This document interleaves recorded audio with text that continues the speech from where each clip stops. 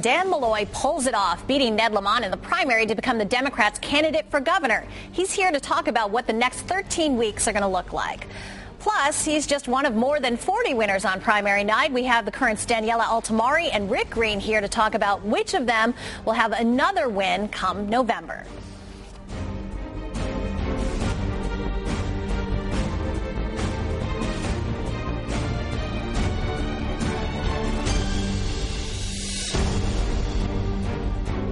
Hi, you're watching The Real Story. I'm Lori Perez. The voters have spoken, the fields have been cleared, and we are now looking at the next chapter in these midterm election campaigns. With the final candidates chosen, Connecticut voters will soon be subject to a slew of aggressive ads, glossy flyers, and yes, those robocalls. Some of them might come from our first guest, the newly crowned Democratic candidate for governor, Dan Malloy. Thanks for being here. Great to be here. Also joining us, Sue Haig of the Associated Press. Thanks, Sue. First of all, Dan, congratulations on your win.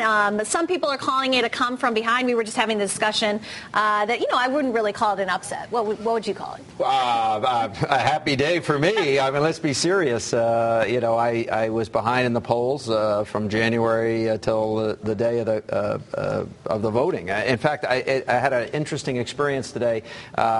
We had a meeting of political leaders from the Hartford area in May at our headquarters at 2074 Park here in Hartford. Mm-hmm. And at that time, in a room packed with people, I said, we will not lead in the polls until Election Day. And I had forgotten that. I meant it then. I always felt that we would catch up. And he said, you know what? It was like you knew what you were going to do. And I firmly believe that. I'm a closer. Excellent. That's great. What do you think happened? I mean, how did you close it? I think part of the problem is what the polls were measuring was name recognition. I mean, I'm running against a guy who had spent the better part of $25 million by May on seeking statewide office over the last 4 years. Mm-hmm. So if you ask people, they generally tell you who they know. What happened, I think, in the last 2 weeks is people then started to focus. Well, now I really have to make a choice between this person, and I've gotten to know this person over the last couple of weeks, Dan Malloy.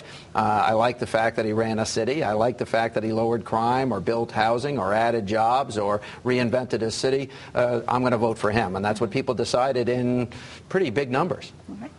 So now that you're entering the general election phase, this comes at a time where the legislature is going to be deciding what to do with the campaign finance reform law. What are your thoughts on that? Are you concerned at all about making sure that you do have enough resources financially to go up against Tom Foley? Well, I anticipate the legislature will have approved it. I played by the rules. I advocated for clean elections. I said I'd live by them. I did. I was the first person in the history of the state of Connecticut and the only person to raise $250,000 of contributions of $100 or less, qualifying for the governor's portion of that fund.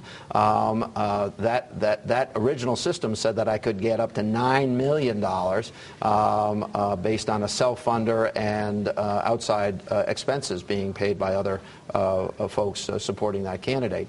What the legislature is about to do, I believe, is to pass $6 million as a cap. So it's actually lowering it from 9 to 6.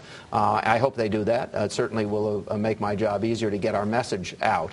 Otherwise, it would be very difficult to compete with another candidate who's a self-funder and has acknowledged that he intends to spend a lot of money. Mr. Foley has said that. That's the reality. And I've played by the rules. I hope the rules are adjusted in the sense that the system is preserved slightly differently, lower maximum cap, but I can get my message out with $6 million. So, I'm sorry, go ahead. I was going to say, to that point, Chris Healy has released a statement saying that you should decline any additional funding. Isn't there some point, just to play devil's advocate, to the point that we are a state in debt and perhaps we should not be adding? I think overwhelmingly the people of the state of Connecticut don't want to be left with a choice of which millionaire, which millionaire wants to be governor or which millionaire wants to be senator.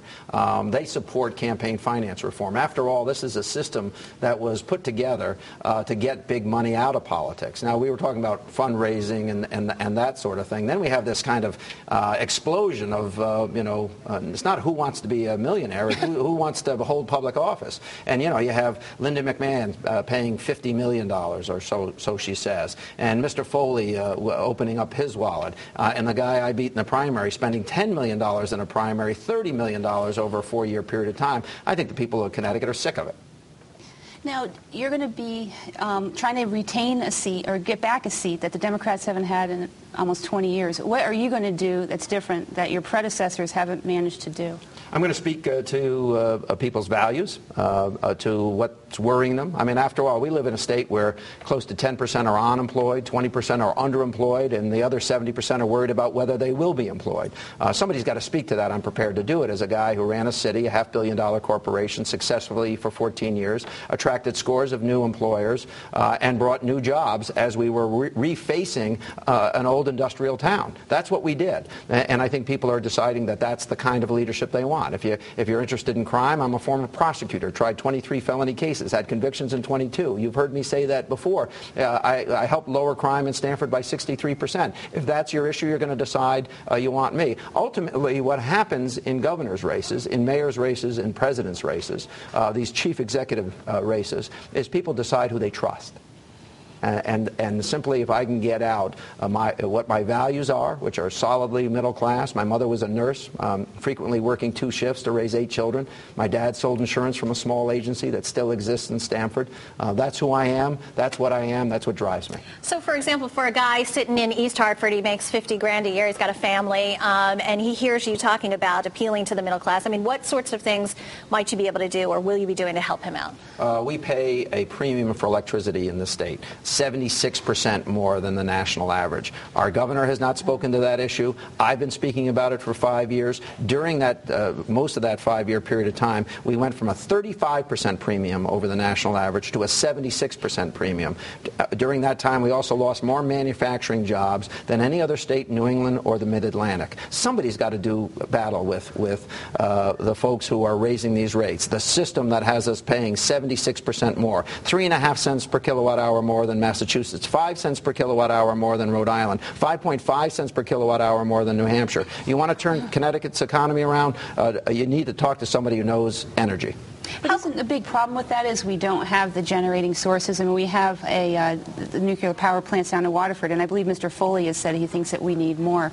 Do we need to do something more to try to generate our own electricity? Well, we have clean energy coming on, and in which the state made substantial investments without getting a preferred purchaser agreement. I was a person who championed peaking plants in Stamford and had to overcome some local resistance because I understood that we had to make sure that energy was available to us on 20 or so days that are the maximum usage. About 5 in the winter, about 15 normally in the summer. This summer is worse.